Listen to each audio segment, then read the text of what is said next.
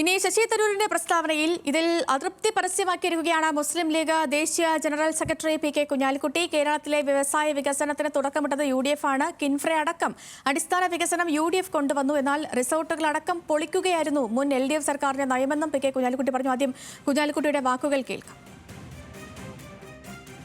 കേരളത്തിലെ വ്യവസായ രംഗത്ത് വമ്പിച്ച മാറ്റം വരുത്തിയത് യു.ഡി.എഫ് ഗവൺമെൻറ്റുകളാണ്. 91 വ്യവസായ നയത്തിൻ്റെ ഫലമായിട്ടാണ് ഭൂമി അക്വയർ ചെയ്ത് അടിസ്ഥാന സൗകര്യ വികസനത്തിന് വേണ്ടി ഒരു വലിയ ശ്രമം നടത്തുന്നത്. അതാണ് കിൻഫ്ര. അതുപോലെ IT-യിൽ വന്ന വലിയ മാറ്റമാണ് അക്ഷയ. അതിനെ തുടർന്നാണ് സാക്ഷരതയിൽ നമുക്ക് കുതിപ്പുണ്ടായത്. അതിനെ തുടർന്നാണ് ഡിജിറ്റൽ ഫോണുകൾ വ്യാപകമായത്. അതിനെ തുടർന്നാണ് നമ്മൾ ഡിജിറ്റൽ കേരളമായി മാറുന്നത്.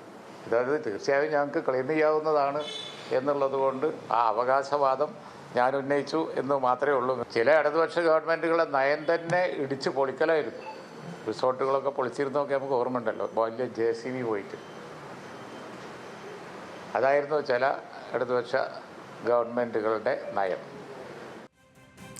ശരി, വിവരങ്ങളുമായി ശാന്തകുമാർ വെള്ളാലത്തുണ്ട്. ശാന്തകുമാർ, ഈ ശശി തരൂരിന്റെ ലേഖനം അതിനെ ഇന്ത്യൻ യൂണിയൻ മുസ്ലിം ലീഗ് വളരെ ഗൗരവത്തോടെ എടുക്കുന്നു എന്ന് വേണം പി.കെ. കുഞ്ഞാലിക്കുട്ടിയുടെ വാക്കുകളിൽ നിന്ന് മനസ്സിലാക്കാൻ. കാരണം ഈ പല ഘട്ടങ്ങളിലും കോൺഗ്രസ് നേതൃത്വത്തിൽ നിന്ന് പോലും അവഗണന നേരിട്ടിരുന്ന സമയത്തും ശശി തരൂരിനെ ചേർത്ത് പിടിച്ചത് ഇന്ത്യൻ യൂണിയൻ മുസ്ലിം ലീഗും പാണക്കാട് കുടുംബവും ഒക്കെയായിരുന്നു. അതൊക്കെ നമ്മൾ ചർച്ച ചെയ്തതും കണ്ടതും ഒക്കെയാണ്. അങ്ങനെയുള്ള മുസ്ലിം ലീഗ് ഇപ്പോൾ തരൂരിനെതിരെ കടുത്ത നിലപാടെടുക്കുന്ന സാഹചര്യമാണ് നിലനിൽക്കുന്നത്.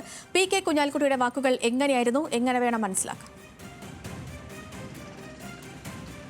സേതു, അത് തന്നെയാണ്. ആ സൗഹൃദം ഇപ്പോഴും നിലനിർത്തുന്നുണ്ട് എന്നത് മനസ്സിലാക്കണം അദ്ദേഹത്തിൻ്റെ വാക്കുകളിൽ നിന്ന്. അദ്ദേഹം ശശി തരൂരിൻ്റെ ലേഖനത്തെയോ അല്ലെങ്കിൽ അദ്ദേഹത്തിൻ്റെ അത്തരം പരാമർശങ്ങളെയോ ഒന്നും കാര്യമായി ഗൗരവത്തിലെടുക്കാതെ തന്നെയായിരുന്നു ഇന്നത്തെ അദ്ദേഹത്തിൻ്റെ പ്രതികരണം.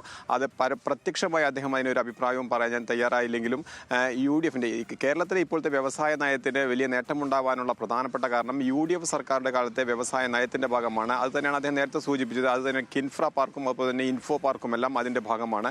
അത്തരത്തിലുള്ള ഒരു രീതിയിൽ വലിയ നേട്ടമുണ്ടാക്കാൻ കഴിഞ്ഞത് UDF സർക്കാരിൻ്റെ കാലത്ത് കൊണ്ടുവന്ന വ്യവസായ നയത്തിൻ്റെ ഭാഗം തന്നെയാണ്.